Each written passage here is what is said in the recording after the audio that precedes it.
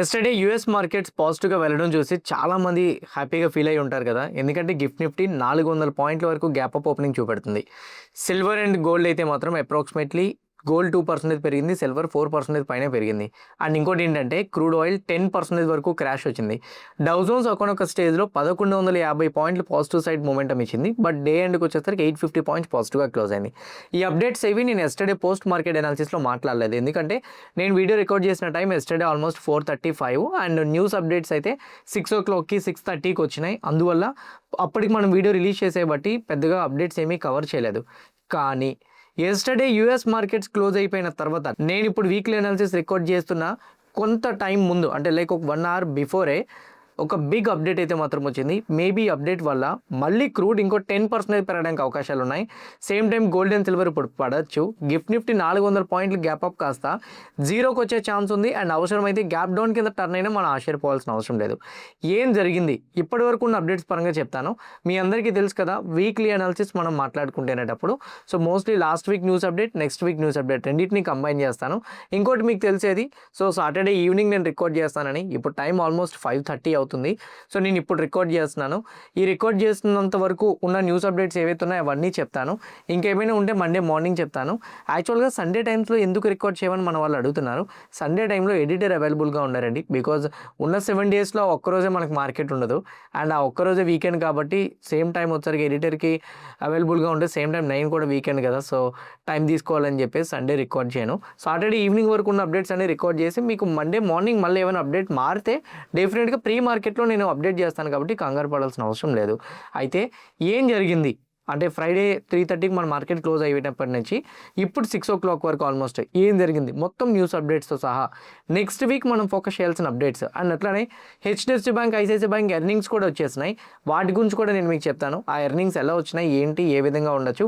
Monday ఆ earnings banking stocks మీద ఏమైనా ఇంపాక్ట్ పెట్టచ్చా, బ్యాంక్ నిఫ్టీ ఏదైనా gap up or gap down opening చూడొచ్చా, అండ్ అలానే gold and silver, bitcoin, వీటన్ని అప్డేట్స్ గురించి మాట్లాడదాం. ఇంకోటి, వీడియో చూస్తునేటప్పుడు ఏ పాయింట్ ఆఫ్ వ్యూ అయినా కానీ నేను మా టీం మీకు ఎఫర్ట్స్ పెట్టామో అని అనిపిస్తే డెఫినెట్గా వీడియోని లైక్ చేయండి. ఛానల్ ఇంకా సబ్స్క్రైబ్ చేసుకోకుండా వీడియో చూస్తూ ఉంటే ఛానల్ కూడా సబ్స్క్రైబ్ చేసుకోండి. ఇదే వీడియో మీ ఫ్రెండ్స్ ఆర్ మీ రిలేటివ్ షేర్ చేస్తే హెల్ప్ అవుతుంది అనుకుంటే వాళ్ళు కూడా షేర్ చేయండి. నా without any delay let's get into our weekly market report. Now team, ఓవరాల్గా first of all past week గురించి ఏం జరిగిందనే దాని గురించి మాట్లాడదాం. ఎందుకు అంటున్నానంటే ఎప్పుడు కూడా గుర్తుపెట్టుకోండి, 1 week మీరు మార్కెట్ అనాలిసిస్ చేస్తున్నారని అంటే లాస్ట్ వీక్ ఏం జరిగిందనేది తెలుసుకోవడం చాలా చాలా ఇంపార్టెంట్. బికాస్ లాస్ట్ వీక్లో ఏదైనా న్యూస్ అప్డేట్స్ బట్టి మార్కెట్ మూవ్ అయింది అనుకోండి, ఏదైనా అప్ సైడ్ అవ్వనివ్వండి, డౌన్ సైడ్ అవ్వనివ్వండి, ఎనీ పాయింట్ న్యూస్ అప్డేట్ వల్ల market up side down side move అయితే అదే న్యూస్ అప్డేట్ ఈ వీక్ ట్రిగర్ చేస్తుందా లేదా, ఫస్ట్ పాయింట్ మనం గుర్తుపెట్టుకోవాల్సింది. Second one, based on technical support level దగ్గర నుంచి స్ట్రాంగ్గా బౌన్స్ బ్యాక్ అవుతుంది అనుకోండి. సో ఎంతవరకు బౌన్స్ అయ్యే ఛాన్స్ ఉంటుంది అది ఫర్దర్గా ఉన్న రెసిస్టెన్స్ లెవెల్స్ బట్టి చెప్పొచ్చు. అయితే లాస్ట్ వీక్ ఎలా బౌన్స్ అయింది, వే ఆఫ్ క్యాండిల్ ఏంటి, అండ్ ఎట్లాంటి కైండ్ ఆఫ్ క్యాండిల్ ఫామ్ అయింది ఏంటి, ఇవన్నీ కూడా మనం తెలుసుకోవాలి కదా. అందుకు చెప్తున్నాను, ఇవన్నీ డిస్కస్ చేద్దాం మనం. అందుకే పాస్ట్ వీక్ ఫస్ట్ డిస్కస్ చేసుకొని స్టార్ట్ చేద్దాం.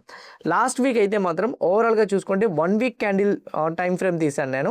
అండ్ స్ట్రాంగ్ బుల్లిష్ క్యాండిల్ అయితే మాత్రం క్లోజ్ అయింది. మీ అందరికీ తెలుసు నిఫ్టీకి బాటమ్ అవుట్ అవ్వడానికి ఒక చిన్న సపోర్ట్ జోన్ యాడ్ అయిందని చెప్పేసి మనం లాస్ట్ టైం డిస్కస్ చేసుకున్నాం ఒక 2 weeks బ్యాక్. నిఫ్టీ వచ్చేసరికి ప్రెజెంట్ రైట్ నౌ చూడండి 22,165 నుంచి 22,500 ఈ జోన్ దగ్గర నుంచి స్లోగా నిఫ్టీ బౌన్స్ అవుతుంది. ఒక strong pull back candle last week కాక బిఫోర్ వీక్ చూసాం. ఈ వీక్ కూడా అంతే పుల్ బ్యాక్ చూసాం. ఫస్ట్ గ్యాప్ డౌన్తో ఓపెన్ అయింది. ఎందుకు గ్యాప్ డౌన్తో ఓపెన్ అయింది, న్యూస్ అప్డేట్స్ పరంగా మాట్లాడుకుంటే సీజ్ ఫైర్ ఫెయిల్ అయింది. ఎప్పుడైతే సీజ్ ఫైర్ ఫెయిల్ అయిందో మండే గ్యాప్ డౌన్తో ఓపెన్ అయింది. దాని తర్వాత ట్యూస్డే మన market holiday, Wednesday, Thursday, Friday టైమ్స్లోని ఈ హాలిడే టైంలో ఒక అప్డేట్ వచ్చింది. ఏంటంటే సీజ్ ఫైర్ మళ్ళీ నెగోషియేట్ చేయడానికి మళ్ళీ ఇంకొక మీటింగ్ ఇంకొక 48 గంటల్లో మేము మొదలు పెడతాము. అండ్ ఆ టైంలో ఏదైతే నెగోషియేట్ చేసుకుంటామో దాన్ని బట్టి మేము డిస్కషన్లోకి వెళ్తామని చెప్పారు. ఇంకో పక్క ఇజ్రాయెల్ లెబనాన్ది 10 రోజులు సీజ్ ఫైర్ని అనౌన్స్ చేశారు. సీజ్ ఫైర్ పరంగా అనౌన్స్మెంట్స్ ఉండడంతో మార్కెట్స్ కొంచెం పాజిటివ్గా రికవరీ వచ్చినాయి. మార్కెట్ ఎప్పుడు డిస్టర్బ్ అవుతుందండి, మార్కెట్స్ ఎకానమీని దెబ్బతీసేటట్టు ఏదైనా వార్ సిచ్యువేషన్ క్రియేట్ అయితే అప్పుడు మార్కెట్ రియాక్ట్ అవుతుంది. లాస్ట్ వీక్ అలా ఏమైనా జరిగిందా, స్ట్రైట్ ఆఫ్ హార్మోజ్ని బ్లాక్ చేశారా, చేయలేదుగా. స్ట్రైట్ ఆఫ్ ఆఫ్ హార్మోజ్ నుంచి ఇండియన్ షిప్స్ వెళ్తూనే ఉన్నాయి కదా, సో అది పాజిటివే కదా. 2, ఇరాన్ వాళ్ళు గల్ఫ్ కంట్రీస్ మీద ఏమైనా అటాక్ చేశారా? లేదు కదా. యుఎస్ వాళ్ళు ఇరాన్ యొక్క ఇన్ఫ్రాస్ట్రక్చర్స్ మీద అటాక్ చేశారా? లేదు కదా. ఇట్లాంటివి జరిగినప్పుడే మార్కెట్ రియాక్ట్ అవుతుంది. ఎందుకంటే అలాంటివి జరిగినప్పుడు ఎకానమిక్ పరంగా ఆ కంట్రీస్కే కాదు, వాటితో బిజినెస్ చేసే ప్రతి కంట్రీస్ మీద కూడా ఇంపాక్ట్ ఉంటుంది కాబట్టి రియాక్ట్ అవుతాయి. అట్లాంటిది ఏది లాస్ట్ వీక్ జరగలేదు కాబట్టి మండే సీజ్ ఫైర్ ఫెయిల్ అయిందన్నప్పుడు ఓపెన్ అయిన గ్యాప్ డౌన్ అనేది స్లోగా రికవరీ అవుతూ స్ట్రాంగ్ పుల్ బ్యాక్ ఇచ్చిందనమాట. ఇది టెక్నికల్గా మాట్లాడుకుంటే సపోర్ట్ లెవెల్ దగ్గర నుంచి పుల్ బ్యాక్ కంటిన్యూ అయింది. ఫండమెంటల్గా మాట్లాడుకుంటే న్యూస్ అప్డేట్స్ పరంగా మార్కెట్ని టెన్షన్లో పెట్టేటైతే మాత్రం ఏమీ లేవు. ఇది ఫ్రైడే 3:30 వరకు జరిగింది. ఓకే, నా ఫ్రైడే 3:30 మన మార్కెట్ క్లోజ్ అయిపోయిన తర్వాత ఏం జరిగింది? ఫస్ట్ గ్లోబల్ మార్కెట్స్కి వెళ్ళిపోదాం. డౌ జోన్స్ ఏమో 883 పాయింట్స్ పాజిటివ్లో క్లోజ్ అయింది. నాస్డాక్ 347 పాయింట్స్ పాజిటివ్గా క్లోజ్ అయింది. యూరోప్ మార్కెట్స్ 2% పాజిటివ్లో క్లోజ్ అయినాయి. ఏషియన్ మార్కెట్స్ అన్నీ కూడా నిన్న మార్నింగ్ అంటే ఫ్రైడే మార్నింగ్ న్యూట్రల్ విత్ నెగిటివ్గా ఉన్నవన్నీ కూడా పాజిటివ్ సైడ్ టర్న్ అయిపోయి స్ట్రాంగ్గా క్లోజ్ అవ్వడం చూసాం. మేజర్గా క్రూడ్ అయితే మాత్రం 9% క్రాష్ అయింది. Brent oil crude oil WTI అయితే మాత్రం ఆల్మోస్ట్ 11.45% క్రాష్ అయింది. గోల్డ్ 1.5% పాజిటివ్ సైడ్ వెళ్తే సిల్వర్ 4% పెరిగింది. కాపర్ 1.3% పెరిగింది. నేచురల్ గ్యాస్ 1% వరకు పెరిగింది. ఇవన్నీ పాజిటివ్ అప్డేట్సే. ఇండియన్ రూపీ 92.958 దగ్గర ఉన్నది 92.6కి వచ్చేసింది. ఒకనొక స్టేజ్లో 92.25 కూడా పడిపోయింది. అంటే 25 కూడా స్ట్రెంగ్తన్ అయింది. 92.25కి రావడం అనేది కూడా పాజిటివ్నే. ఇవన్నీ కూడా ఒక పక్క చూసుకుంటే పాజిటివ్నే. గిఫ్ట్ నిఫ్టీ చూస్తే 24,390 నుంచి 24,750 అంటే approximately 360 points gap up opening. ఒకనొక స్టేజ్లో 415 పాయింట్స్ వరకు గ్యాప్ అప్ ఓపెనింగ్ చూపించింది. ఇప్పుడు 360 పాయింట్స్ చూపెడుతుంది. నా ఇదే గ్యాప్ అప్ మండేకి ఓపెన్ అయితే వెల్ అండ్ గుడ్, చాలా హ్యాపీగా ఫీల్ అవుతాం. ఈవెన్ నేను కూడా హ్యాపీగానే ఫీల్ అవుతాను. మరి ఈ గ్యాప్ అప్ ఓపెన్ అవుతుందా లేదా అంటే చిన్న టెన్షన్ క్రియేట్ అయింది. ఫస్ట్ ఇంత పాజిటివ్ వెళ్ళడానికి కారణాలు మాట్లాడుకొని దీని తర్వాత ఏంటి ఆ టెన్షన్ అనేది మాట్లాడుకుందాం. ఫస్ట్ ట్రంప్ ఇచ్చే అప్డేట్. అతని ట్రూత్ సోషల్ మీడియా మీకు తెలుసు కదా, అందులో ఒక అప్డేట్ ఇచ్చారు. ఇరాన్ మాట ఇచ్చింది స్ట్రైట్ ఆఫ్ హార్మోజ్ పూర్తిగా ఓపెన్ చేస్తామని చెప్పారు. This the first positive point. ఎందుకంటే స్ట్రైట్ ఆఫ్ హార్మోజ్ నుంచి ఓన్లీ కమర్షియల్ వెజల్స్ని మాత్రమే అలౌ చేస్తాము. దట్టు యుఎస్ రిలేటెడ్గా ఉన్నవి అండ్ గల్ఫ్ కంట్రీస్ రిలేటెడ్గా ఉన్నవి. అంటే యుఎస్కి సపోర్ట్ చేసే ఏ షిప్స్ని కూడా అలౌ చేయమని ఇరాన్ వాళ్ళు చెప్పేశారు. అదే కండిషన్స్తో అయితే మాత్రం వెళ్తుంది. ఇప్పుడు స్ట్రైట్ ఆఫ్ హార్మోజ్లో మొన్నటి వరకు మైన్స్ ఉన్నాయి. ఆ మైన్స్ ఇప్పుడు ప్రెజెంట్ రైట్ నౌ ఎక్కడ పెట్టామో మాకు అర్థం కావట్లేదు, అవి తీయాలి. అండ్ ఇంకోటి ఏంటంటే స్ట్రైట్ ఆఫ్ హార్మోజ్లో యుఎస్ వాళ్ళు కూడా ఇన్వాల్వ్ అయ్యారు. బ్లాకేడ్ అంటే ఇరాన్ నుంచి ఏ షిప్ వెళ్ళా కానీ ఇక మీద ఆపుతామని యుఎస్ చెప్పింది. మాకు డబ్బులు కట్టకపోతే షిప్స్ పంపించమని ఇరాన్ చెప్పింది. ఈ కండిషన్స్ వల్ల కొంచెం ప్యానిక్ సిచ్యువేషన్ ఉంది. ఇప్పుడు నేను షిప్ ఓనరు, సో నువ్వు నేషనల్ లేదా నాదొక వెహికల్ ఉంది, నేను నేషనల్ హైవే నుంచి వెళ్ళమని చెప్పాను. ఆ హైవే మధ్యన ఒక బాంబు ఉంది, ఇంతకుముందు వాళ్ళు పెట్టారు. అది తీసారో లేదో తెలీదు.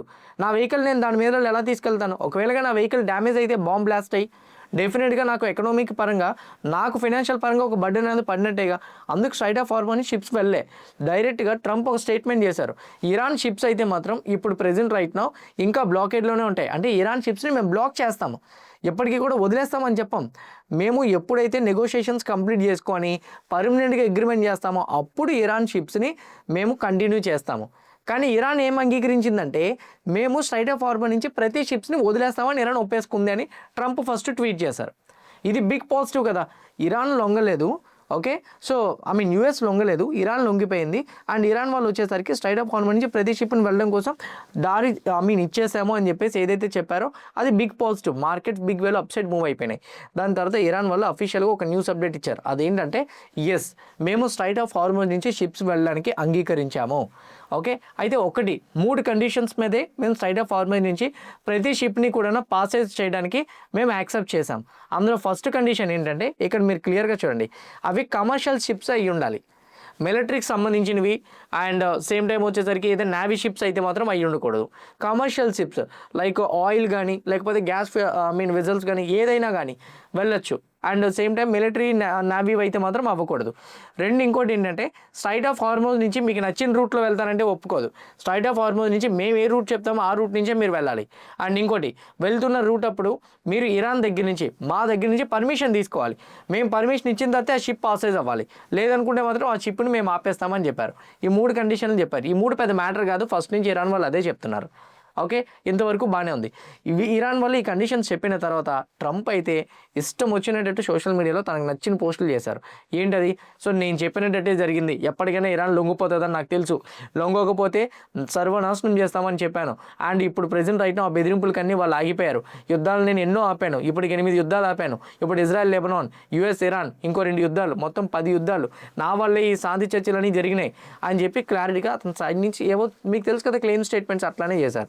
దాని తర్వాత ఇరాన్ వాళ్ళు ఏం చెప్పారంటే, ట్రంప్ ఏదైతే మేము స్ట్రైట్ ఆఫ్ హార్మోజ్ నుంచి షిప్స్ పాస్ చేస్తామని చెప్పామో దాని తర్వాత నచ్చినట్టు మాట్లాడారు. ఒకటి మాకు నచ్చలేదు, అదేంటో తెలుసా?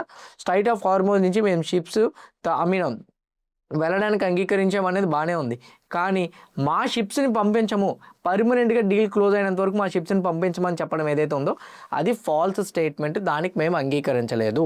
మేము అంగీకరించామన్నారు కానీ మేము అంగీకరించలేదు. 8 పాయింట్లు ఇక్కడ చెప్పారు. ఇప్పటికీ మేము చెప్తున్నాం, స్ట్రైట్ ఆఫ్ హార్మోజ్ నుంచి షిప్ వెళ్ళాలంటే మా పర్మిషనే ఉండాలి. 2, మమ్మల్ని కానీ ఒకవేళ బ్లాక్ చేస్తామంటే మళ్ళీ స్ట్రైట్ ఆఫ్ హార్మోజ్ని మేము బ్లాక్ చేయడానికి అయితే మాత్రం సిద్ధపడి ఉన్నాం. 3, యుద్ధానికి వాళ్ళు సిద్ధంగా ఉన్నామని చెప్తున్నారు, మేము కూడా యుద్ధానికి సిద్ధంగానే ఉన్నాం. ఈ వార్ అనేది ఆపేసామని మేము అనలేదు, ఈ వార్ కోసం ఆపడం కోసం డిస్కషన్స్ చేస్తున్నామని చెప్పేసి మేము అన్నాం, అంతే తప్ప ఈ యుద్ధాన్ని మేమైతే మాత్రం ఆపలేదు. ట్రంప్ అన్ని ఫాల్స్ స్టేట్మెంట్సే చేస్తున్నారు. అతను చేసిన ఏ స్టేట్మెంట్లో కూడా మా ఇన్వాల్వ్మెంట్ అయితే లేదు. ఏదైనా కానీ మాట్లాడాలనుకుంటే రియాలిటీలోకి రండి. మీడియా ముందు సోషల్ మీడియా పోస్ట్లో పెట్టేసి నేను అచీవ్ చేస్తాను అనేది కరెక్ట్ అయిన అచీవ్మెంట్ అది కాదు. కావాలనుకుంటే గ్రౌండ్ రియాలిటీలోకి రండి. రియాలిటీలోకి వచ్చి స్ట్రైట్ ఆఫ్ హార్మోజ్ దగ్గర ఏం జరుగుతుందో చూడండి.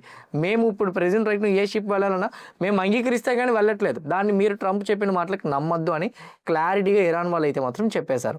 దీని తర్వాత ఇరాన్ వాళ్ళు ఇంకో అప్డేట్ కూడా ఇచ్చారు. యురేనియంని మేము $20 బిలియన్ యూఎస్కి అమ్మేస్తున్నాం అంటున్నారు. మేము న్యూక్లియర్ వెపన్ చేసే ఏవైతే ఎక్స్పెరిమెంట్స్ ఉన్నాయో దాన్ని కూడా ఆపేసామన్నారు. మేము యురేనియంని అవుట్ ఆఫ్ కంట్రీస్కి ఎవరికి అమ్మబోము.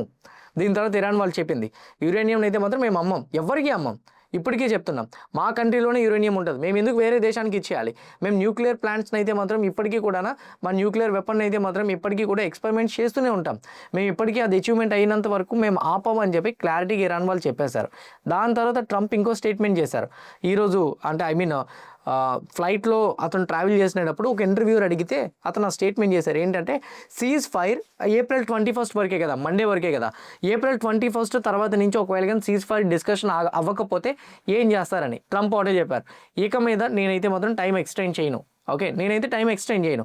April 21 ఏదైతుందో అదే లాస్ట్, దానికి మించి ఇంకా టైం ఎక్స్టెండ్ చేయమంటే నేనైతే మాత్రం చేయను అని క్లారిటీ ఇచ్చేశారు.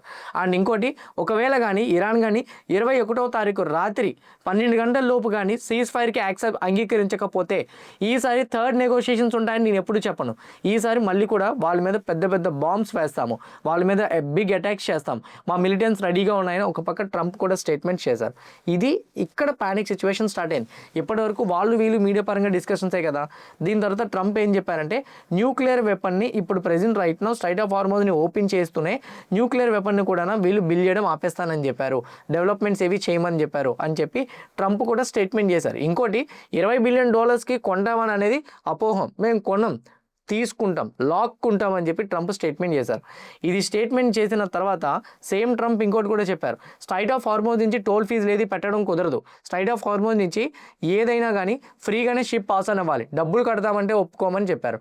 ఇప్పుడే నెగోషియేషన్స్ చేసుకుందాం, సో పర్వాలేదు అంగీకరిద్దామన్న ట్రంప్ 24 గంటలు తిరిగేలోపు డిఫరెంట్ వర్డ్స్ అతను స్ప్రెడ్ చేసి ఇరాన్ వాళ్ళని సింపుల్ చెప్పాలంటే మళ్ళీ రెచ్చగొట్టే విధంగా మాట్లాడారు. ఇమీడియట్గా ఇరాన్ వాళ్ళు ఒకటే చేశారు, స్ట్రైట్ ఆఫ్ హార్మోజ్ని మూసివేస్తున్నామని. క్లారిటీ అయిందా? ఇదంతా ఎప్పుడు జరిగిందో తెలుసా? నిన్న మధ్యాహ్నం అంటే Friday 3:30 నుంచి ఇప్పుడు వరకు నేను చెప్పింది ఇది అప్రాక్సిమేట్లీ 2:15కి అట్లా వచ్చింది అప్డేట్ అనేది. ఓకే, సో ఈ అప్డేట్ ప్రకారంగా అయితే మాత్రం ఇరాన్ వాళ్ళు స్ట్రైట్ ఆఫ్ హార్మోజ్ని క్లోజ్ చేస్తారు.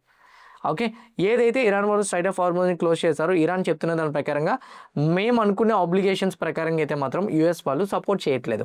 అంటే ఏంటి, మా షిప్స్ని కూడా అలో చేయాలి కదా స్ట్రైట్ ఆఫ్ హార్మోజ్ నుంచి, డీల్ అయినంత వరకు మా షిప్స్ అలో చేయడంట, మేము అందరి షిప్స్ అలో చేయాలంట. అది ఎలా అవుతుంది? స్ట్రైట్ ఆఫ్ హార్మోజ్ని క్లోజ్ చేస్తామని ఇరాన్ క్లారిటీగా చెప్పేసింది. ఇప్పుడు ప్రెజెంట్ రైట్ నో ఈ స్ట్రైట్ ఆఫ్ హార్మోజ్ని ఏదైతే క్లోజ్ చేసామని చెప్పిందో, ఇప్పుడు నేను రికార్డ్ చేసిన టైంకి మండే మార్నింగ్కి 36 గంటల టైం ఉంది. ఈ 36 అవర్స్ లోపు ఏదైనా కానీ స్ట్రైట్ ఆఫ్ హార్మోజ్ని మళ్ళీ ఓపెన్ ఓపెన్ చేస్తున్నామని చెప్తే ఇదే గ్యాప్ అప్ కంటిన్యూ అవుతుంది. ఒకవేళ కానీ ఈ స్ట్రైట్ ఆఫ్ ఫార్మర్స్ ఇలానే ఇప్పటి నుంచి ఏదైతే క్లోజ్ అయ్యిందో మండే మార్నింగ్ కూడా ఇలానే క్లోజ్ అయ్యి ఉంటే మాత్రం ఏదైతే 400 పాయింట్లు గ్యాప్ అప్ ఓపెనింగ్ నిఫ్టీలో కనిపించిందో ఆల్మోస్ట్ ఫ్లాట్కి వచ్చినా ఆశ్చర్యపోవాల్సిన అవసరం లేదు. క్రూడ్ మళ్ళీ ఒక 7-8% పెరిగిపోయినా ఆశ్చర్యపోవాల్సిన అవసరం లేదు. మోర్ ఓవర్ ఇంకోటి ఏంటంటే గోల్డ్ అండ్ సిల్వర్ పడిపోయినా మనం ఆశ్చర్యపోవాల్సిన అవసరం లేదు. ఇంకోటి ఏంటంటే మనకి మండే మార్కెట్ ఏం జరిగినా కానీ ఆ రోజు నైట్ ఇక్కడ చూడండి నెక్స్ట్ రౌండ్ ఆఫ్ టాక్స్ మళ్ళీ పాకిస్తాన్లోనే ఉన్నాయి.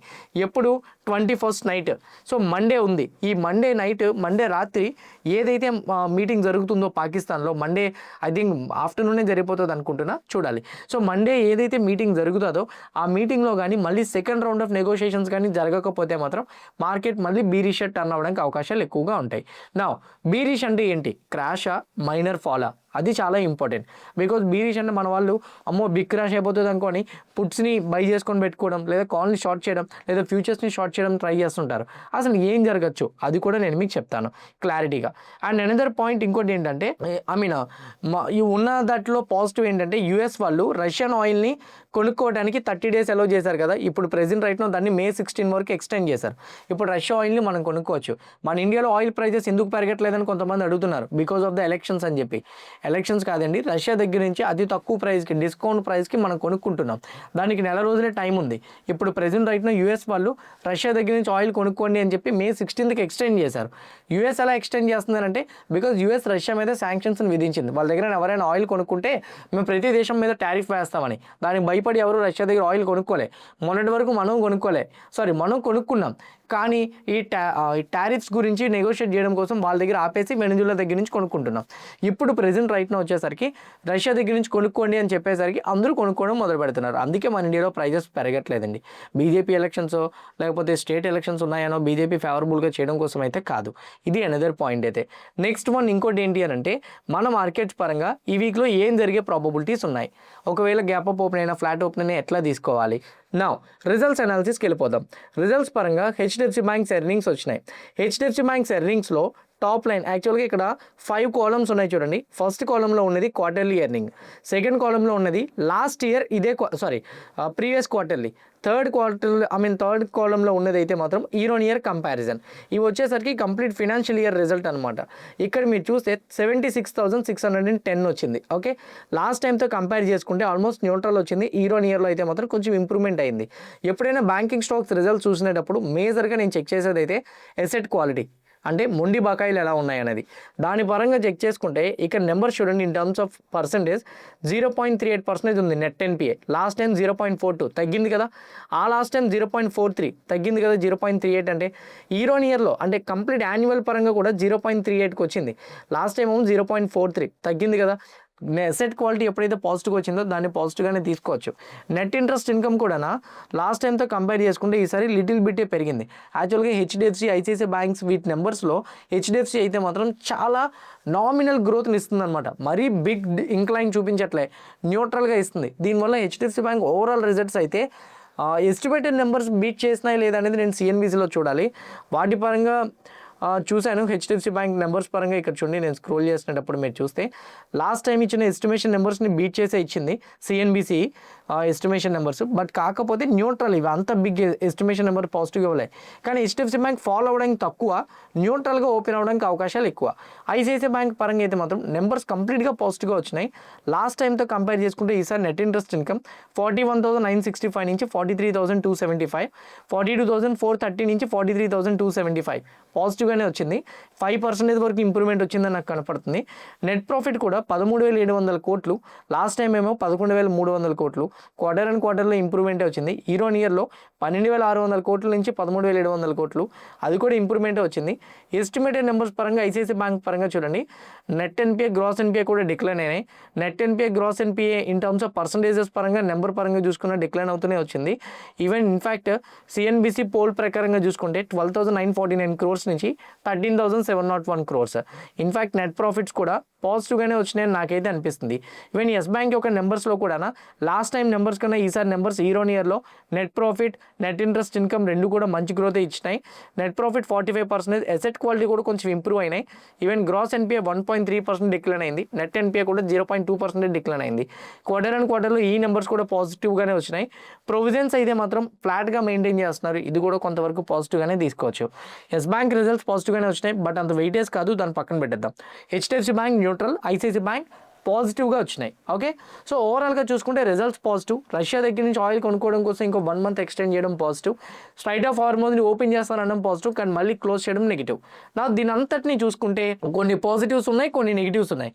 వీటితో నాకు సంబంధం లేదు, టెక్నికల్గా అనాలిసిస్ చేసి చెప్పు అని అన్న వాళ్ళు చాలామంది ఉంటారు. అక్కడికే వద్దాం. టెక్నికల్ అనాలిసిస్ పరంగా చూసుకుంటే ఫస్ట్ ఆఫ్ ఆల్ మార్కెట్లో రీసెంట్ డేస్ నుంచి నిఫ్టీ బౌన్స్ అయిన లో నుంచి హైక్ చూడండి.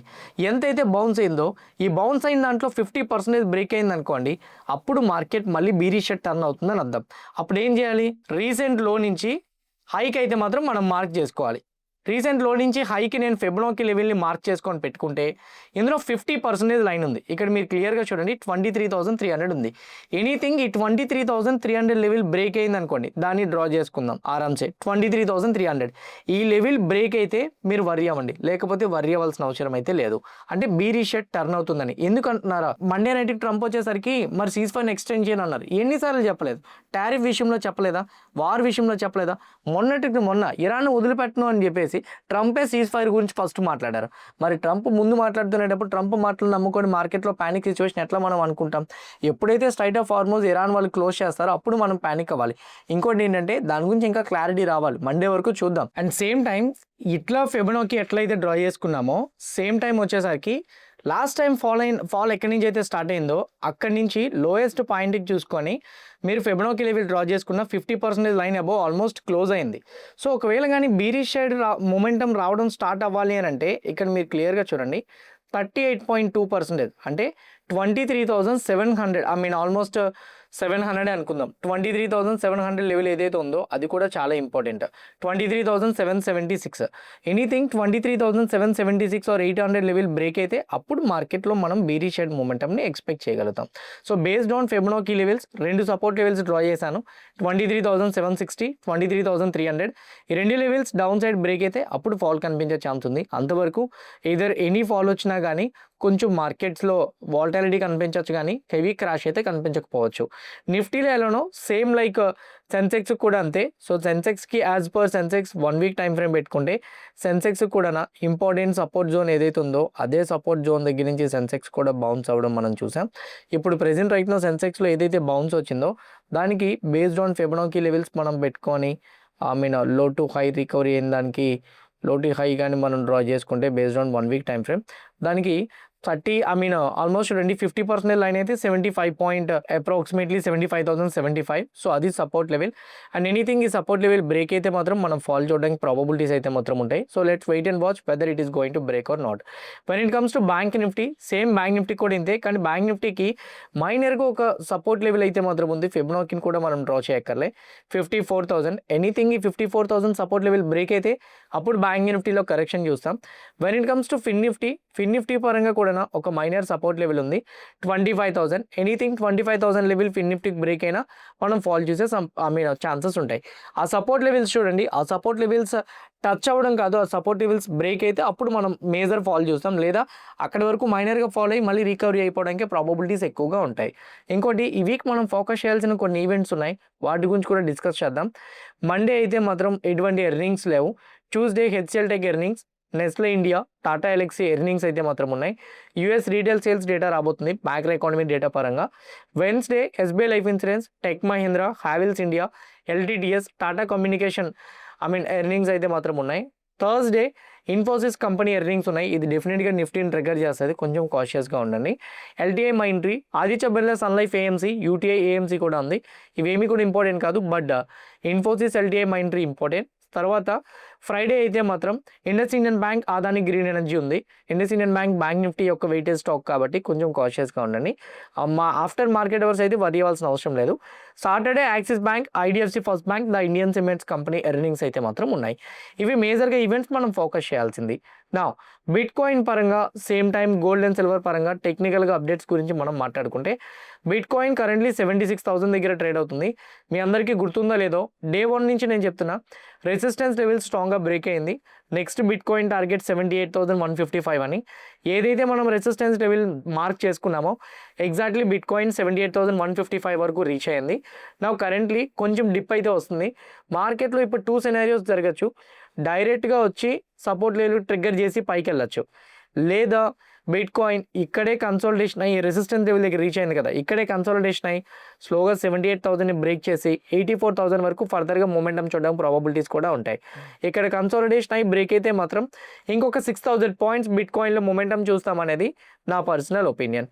When it comes to the gold వచ్చేసరికి ఎస్టర్డే స్ట్రాంగ్ పుల్ బ్యాక్ ఇచ్చింది. ఎప్పుడైతే ఈ సీజ్ ఫైర్ అప్డేట్స్ మీద సైడ్ ఆఫ్ హార్మోజ్ ఓపెన్ అవుతుందో గోల్డ్ పుల్ బ్యాక్ అయితే మాత్రం ఇచ్చింది. అయితే ఇంతకు ముందే గోల్డ్ వచ్చేసరికి బ్రేక్అవుట్ ఇచ్చి రీటెస్ట్ చేసి పైకి వెళ్తుంది. ఆ స్వింగ్ ఇంకా గోల్డ్ బ్రేక్ అవ్వలే.